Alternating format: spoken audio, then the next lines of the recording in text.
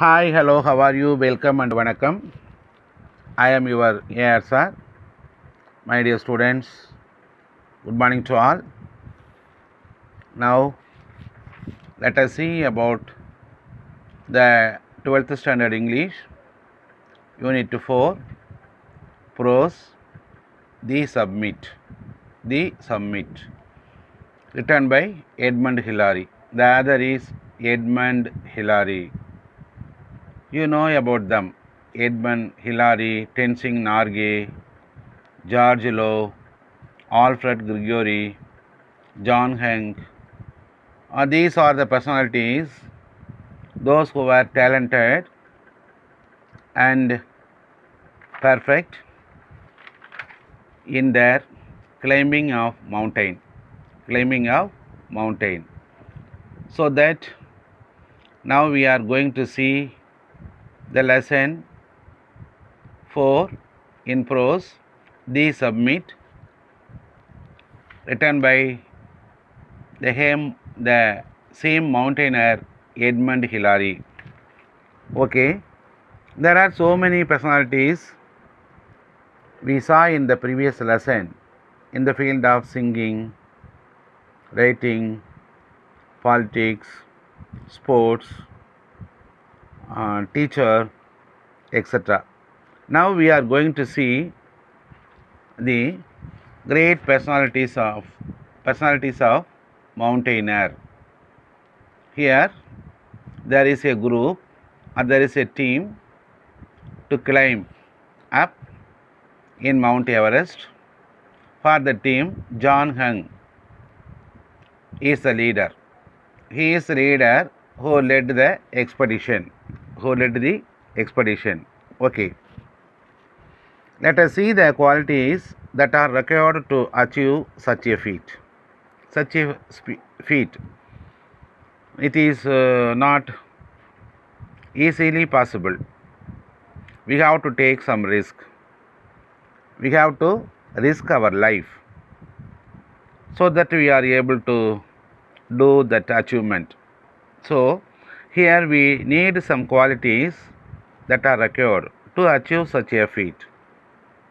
Those qualities are the passion, drive, undying spirit, determination, courage, inspiration, physical fitness, self-satisfaction, and perseverance. These are some of the qualities that we are required to achieve such a feat. Okay, before going to enter the lesson, let us see about the author. Sir Edmund Percival Hillary is the author of this lesson. Sir Edmund Percival Hillary. He was born on 20th July 1919 and renounced his life from the world on 11th January 2008. He was a New Zealand mountaineer, explorer, and philanthropist. நன்கொடையாளர். Served in Royal New Zealand Air Force as a navigator during World War II, assisting the Sherpa people of Nepal through the Himalayan Trust, which he established. High adventure, no latitude for error, nothing venture, nothing win, view from the summit. The remarkable memoir by the first person to conquer Everest are some of his famous works. These are some of his famous works. The remarkable memoir by the first person to conquer Everest, and then the summit. These are some of the remarkable famous works of Edmund Hillary. Okay. Now let us enter into the lesson, the gist of the lesson. Sir Edmund Hillary, in his own words, tells how the summit of the Everest was reached. He explained in this lesson how he reached the summit of Mount Everest with his team. Sir Edmund Hillary, in his own words, tells how the summit of the Everest was reached. He explains in his own words. He explains his experience in his own words how he, with his team, reached the summit of Mount Everest. On May 28th, there were 6 men at camps on the South Pole. Edmund Hillary, Tenzing, George Low, Alfred Grigori, and 2 Sherpas, Pemba and Ang Niyama. But Pemba was too ill to climb. The others, heavily laden, climbed that day to a height of 27,900 feet. Here, Hillary and Tenzing put up a little tent. They make a little tent for their temporary stay and watched their companions go down the ridge back towards the South Pole. From that little tent, they watched their companions go down the ridge. What their companions are doing, in such a way they are watching from their little tent. At the sunset, Hillary and Tenzing crawled into a tent. Crawled means move in the sleeping position, move with the body. Put all their warm clothing and wriggled means twisted, to move with a twist or turn. Nelidal, wriggled, WRIGGLED, wriggled, Nelidal, into their sleeping bags. Next morning at 4 a.m. on May 29th, they began to get ready for the climb. At 6:30 a.m., they crawled out of that tent into the snow, hoisted their 30 lb of oxygen gear onto their backs, connected up their mask, and turned on their valve. They were ready to go. Hillary asked Tenzing to move off. They reached its crest at about 28,000 feet. After some of the risk they were facing, after the hardness, they reached its crest. Crest means top of the mountain. Peak, P-E-A-C, peak. The sharp point, topmost point of the mountain, at about 28,000 feet. From there, the ridge narrowed into a knife edge. They made frequent changes. Frequent means very often. Changes of lead. When Hillary slipped back through 3 or 4 of his steps. It is too hard to climb a mountain, you know. It is sometimes slanting and sometimes sharp, narrow.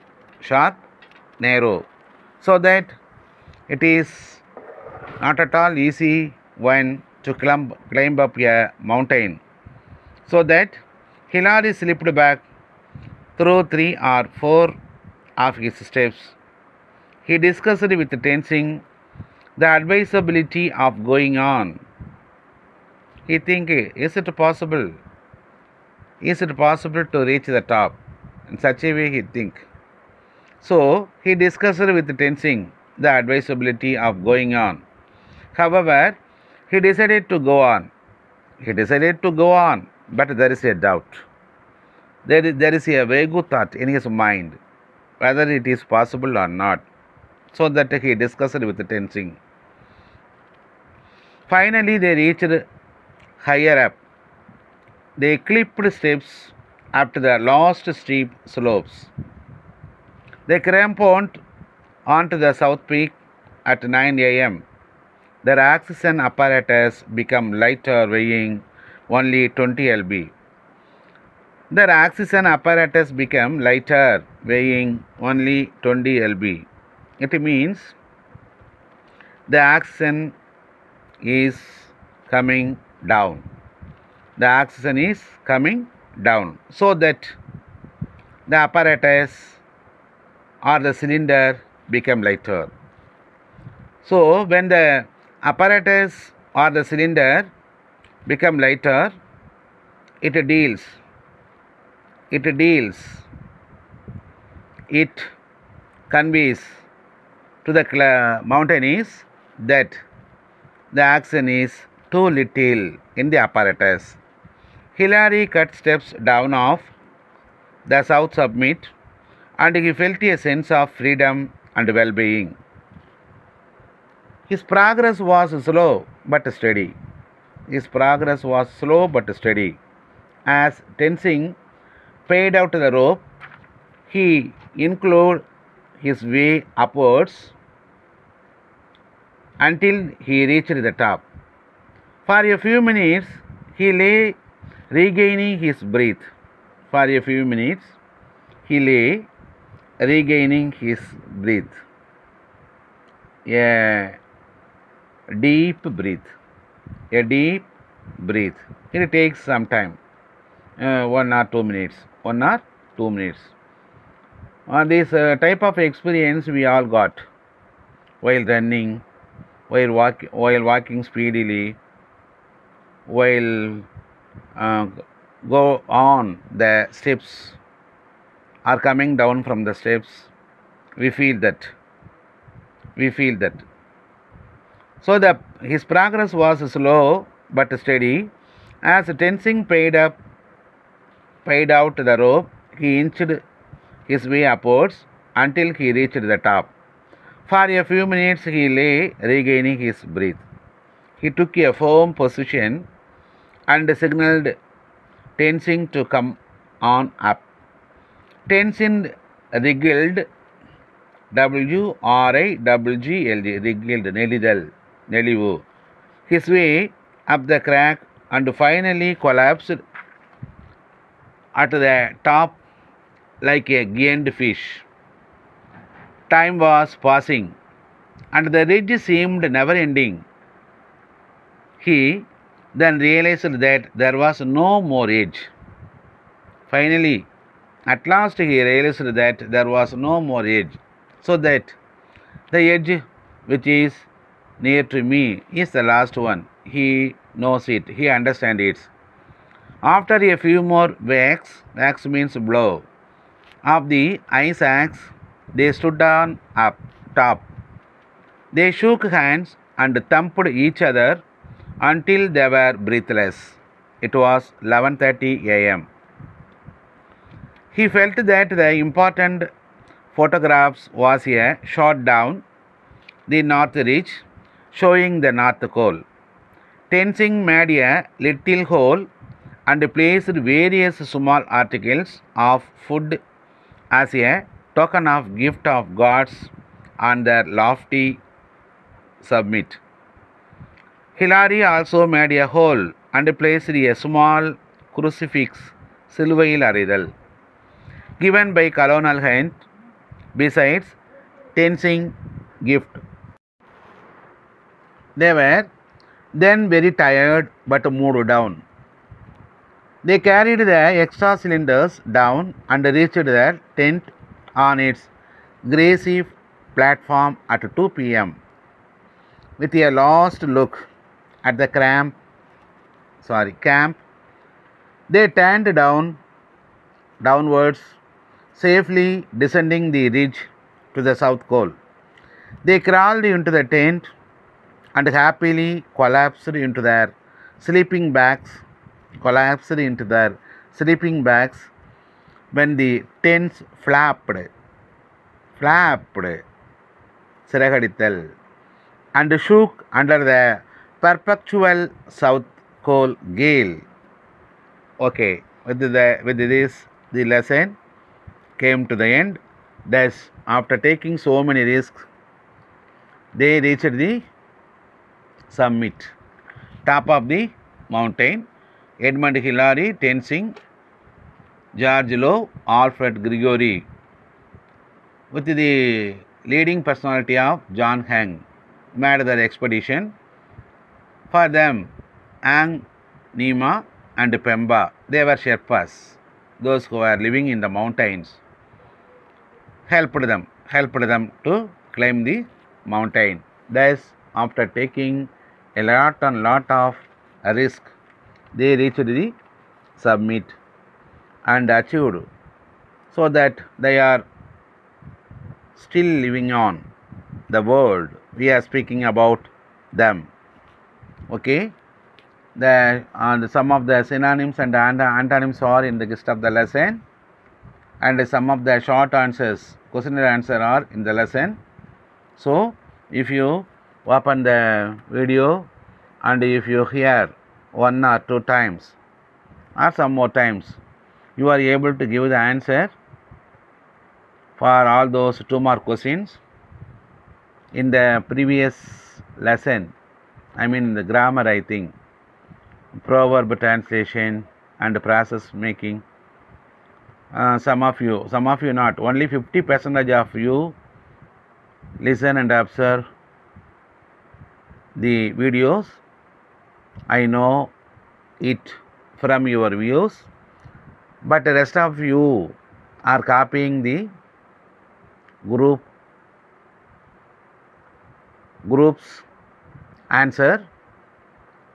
I informed you that it is a bad habit, so behave yourselves as true students for your teachers, true children for your parents, true citizen for the society. Okay, wish you all the best. Thank you all. Until then, bye bye. See you from your AR.